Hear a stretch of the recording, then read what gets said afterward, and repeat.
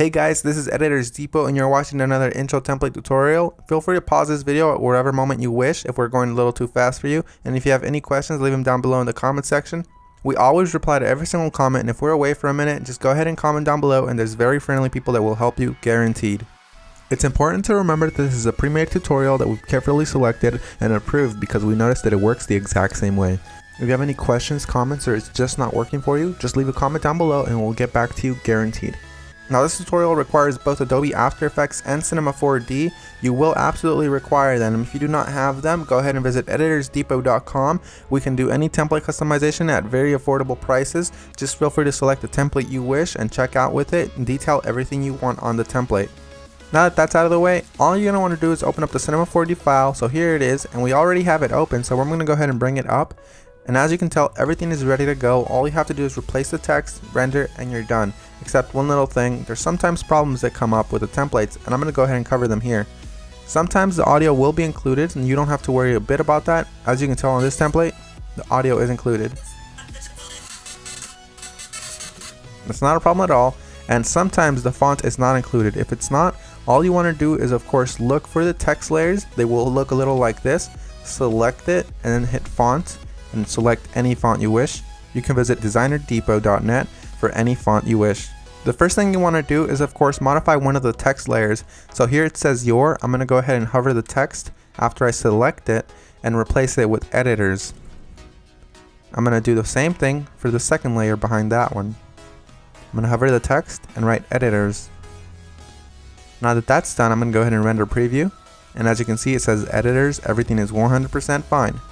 You do the exact same thing for the bottom layers. I selected both at the same time. I'm going to replace it with Depot. Once I go ahead and render preview, it looks amazing and I'm happy with it. I'm 100% happy with the colors because it's red and Editors Depot is red. But if you're not happy with the colors, you can simply come down below, double click it, and make any modifications you wish. Whether it's make it green, make it blue, or blend it all together and make a little purple. I'm going to go ahead and keep it this way, and I'm going to go ahead and go to my render settings now. Once you're in the render settings, you're going to want to make sure that your width and height is set to 1920 x 1080 if you have a very good computer or decent computer and you have time. If you have a slow computer and you probably don't have that much time, you make sure you set it 1280 by 720. You want to make sure you tick all frames, and then you go to save. You make sure it's as a PNG sequence for a faster render that does not reduce quality at all. And you want to make sure you select file here. Make sure you make a folder for this one render sequence that's alone and empty. Mine is template render, and I'm going to name my every single sequence render. You close that and you begin the render. While it finishes rendering, I'm going to go ahead and open up my Adobe After Effects file and go ahead and get started with that for you guys. As you can see, that says that there's two files missing, so I'm going to go ahead and find them for my computer. So I'm going to wait for it to load, and as you can see, it says here that the audio is missing. I'm going to go ahead and double click the file, and I'm going to find it for the computer. It should be included in the template, and if it's not included, we're sorry and we're going to do our best to try to help you, but if it's not, you can go ahead and include any audio you want. As you can see here, it's not included, so I'm going to go ahead and just drag in one of my copyright-free files that I have in my library.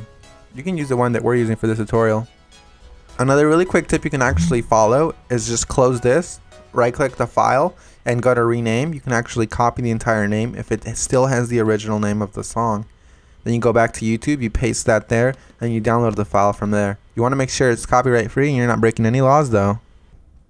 Once you've gone ahead and replaced your song, you're going to want to go ahead and replace the other thing that was missing, which is of course the PNG sequence. It might be a PNG file, .png, or it might be an MP4 file, or anything within those regards, like QuickTime for example.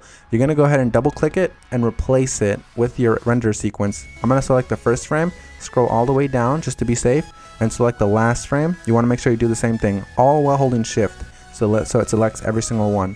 You make sure you tick on sequence here where it says PNG sequence. You should have that option for Windows as well. You hit open and it will import every single one and it'll make it look like a video. That makes your render much faster and it looks the exact same. So we're 100% done. Assuming you have every single one of the plugins required, you're 100% done, and if you don't, you're going to have a black screen similar to this.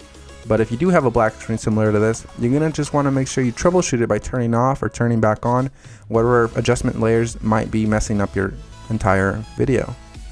As you can see here, all of the adjustment layers, one of them within these messed up the entire render, so I'm going to go ahead and turn them on one by one. That one's fine, that one's fine. This one's the problem here, so you make sure you turn them back on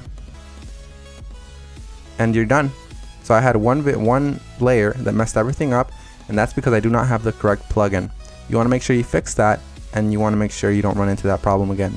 And finish the composition by adding it to the media encoder queue. That pretty much summarizes our video, guys. I hope you all enjoyed it, and if you did, remember, drop a thumbs up if you liked it. Drop a thumbs up if you are a fan of us and you like what we're doing. And guys, we really appreciate every single one of you from the bottom of our hearts. We really appreciate every single one of you guys, whether you're liking this video, disliking, or you just left and you didn't even watch this tutorial, guys.